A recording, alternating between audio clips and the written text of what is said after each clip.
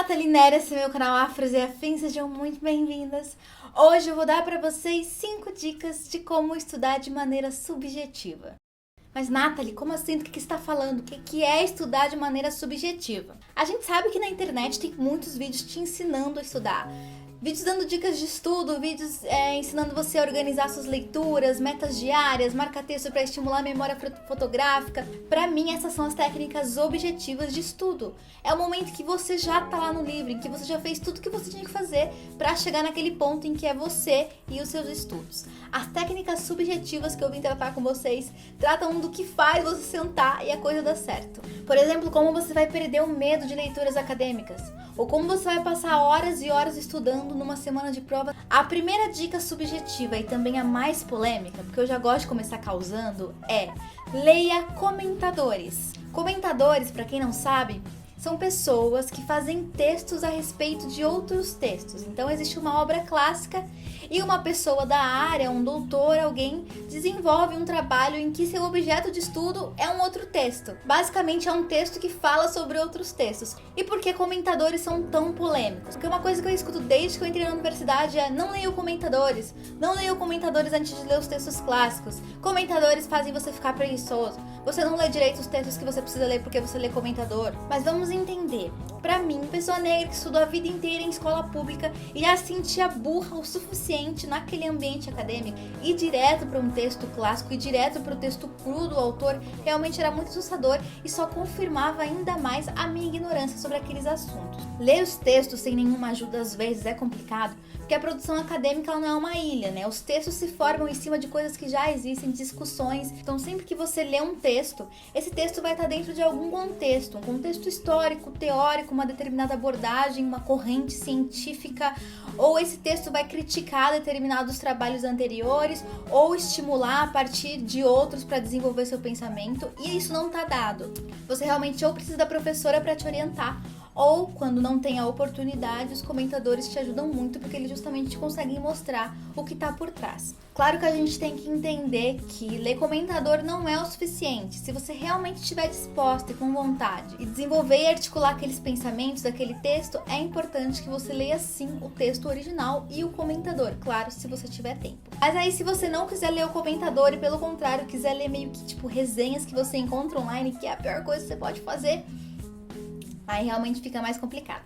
Dica subjetiva número 2, saia de casa. Só sai de casa. A melhor coisa que eu pude fazer da minha vida durante a graduação foi descobrir a biblioteca como um espaço de permanência quase de tempo integral, e não só de empréstimo de livros. Ir até a biblioteca da sua universidade pode causar um efeito maravilhoso, não só na sua rotina de estudos, mas também na sua mente. Nas bibliotecas você consegue se afastar dos barulhos externos, dos estímulos, das pessoas te chamando, coisa que pra mim, que sempre morei em república, era uma realidade. Mas muito mais do que um ambiente tranquilo e calmo que você consegue facilmente achar se você morar sozinho ou, sei lá, não dividir quarto, a biblioteca te estimula de outras maneiras e te faz lembrar o tempo inteiro por que é que você está ali. E mesmo que inconscientemente vai te manter focado nas suas tarefas. Sem contar que existe sempre alguma amiga perdida por lá que você pode chegar na hora do desespero e perguntar: você entendeu alguma coisa desse texto? Porque eu não tô entendendo nada, me ajuda. Sempre tem. Terceira dica subjetiva: se alimente bem. Mas Nathalie, como assim se alimentar bem?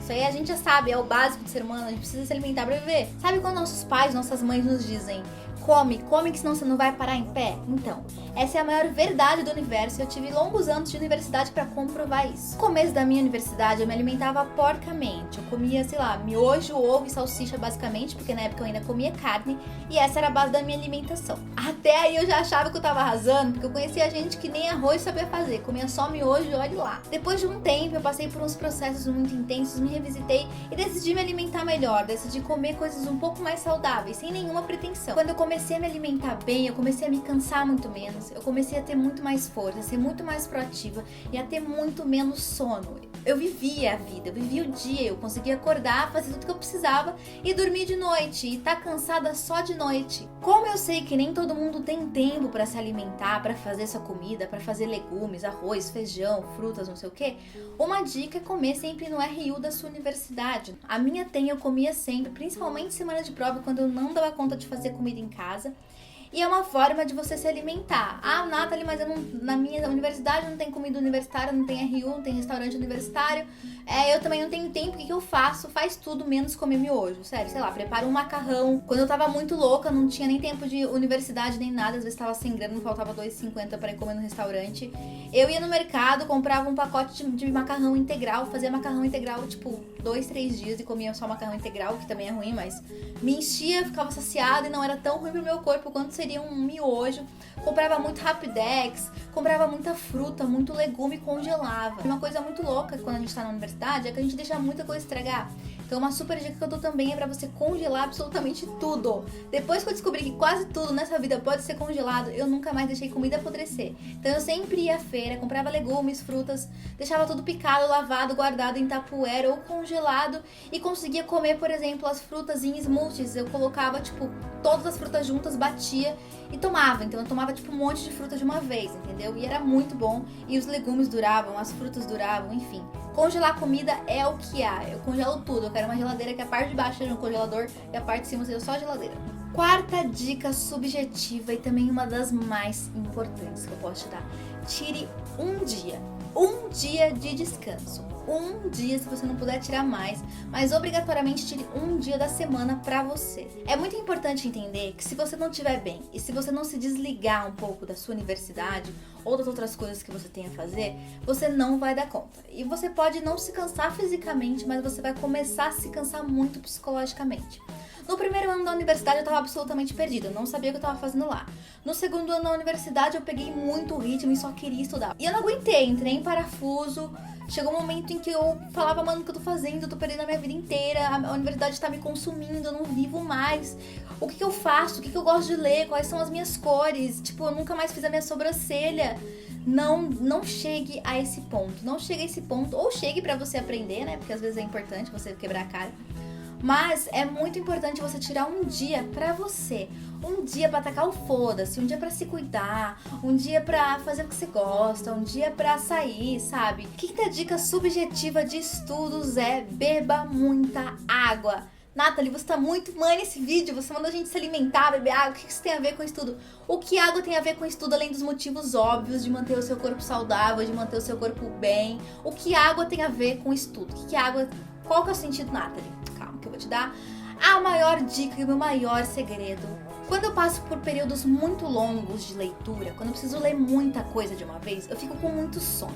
Muito sono. Isso é normal, não necessariamente porque teu corpo tá cansado, mas porque tua mente tá muito cansada. E foi justamente nessa época em que eu comecei a passar grandes períodos de tempo estudando, que eu peguei ritmo na universidade, que eu conheci o café, meu melhor amigo hoje em dia, que me deu força pra lutar. Café era ótimo, café era bacana, gostosinho, só que café tinha um efeito muito imediato. Eu bebia o café, ele me deixava acesa por 1, 2 horas e depois eu tava caindo de sono de novo com a cara na biblioteca, em cima do livro. E aí eu comecei a tomar muita água. Eu ia estudar sempre com uma garrafa gigante, enchia ela toda hora e ficava lendo e bebendo, até com um canudo pra não tirar os olhos. E aí, quanto mais eu bebia, mais saudável o meu corpo ficava, melhor eu me sentia, mais hidratada, mais feliz. Enfim, a gente sabe os benefícios da água, todo mundo já sabe. Beba água, se hidrate, só que aí está o pulo do gato. Quanto mais eu bebia água, mais vontade eu tinha de ir ao banheiro. E era tiro e queda. Toda vez que eu começava a ficar com sono, a minha bexiga agia e eu tinha que me levantar para ir até o banheiro urinar e a mágica acontecia. Esse movimento de você ter vontade de ir ao banheiro arranca completamente o teu sono. Afinal, como é que você consegue acordar no meio da madrugada daquele sono pesado para ir fazer xixi? Porque a tua bexiga é muito mais forte do que a tua vontade de dormir. Então, realmente, a minha bexiga cheia foi a minha grande aliada durante 5 anos de graduação. Enfim, só dica boa. O que eu sou nesse YouTube é uma boa influência. Galera, mostra os vídeos meus que eu faço pros pais de vocês. Fala, olha essa menina aqui. Boa influência é isso. Espero que as minhas 5 dicas subjetivas de estudo tenham te ajudado. As dicas objetivas, eu não sei, cada um tem o seu estilo.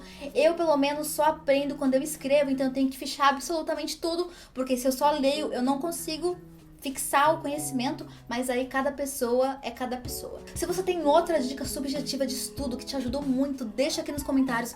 Vamos compartilhar, porque a gente precisa sobreviver à universidade. E clica nos outros vídeos que vão estar aparecendo aqui pra você ver os outros vídeos do canal, ver os outros vídeos da série Vida Universitária, que eu acho que eu vou estender ela por muito tempo, porque eu tenho muita coisa pra falar sobre a universidade. Vocês estão gostando, então enquanto vocês forem gostando, vai ter mais vida universitária. Grande beijo e até o próximo vídeo. Tchau. Deixa um like, por favor, e se inscreve no canal.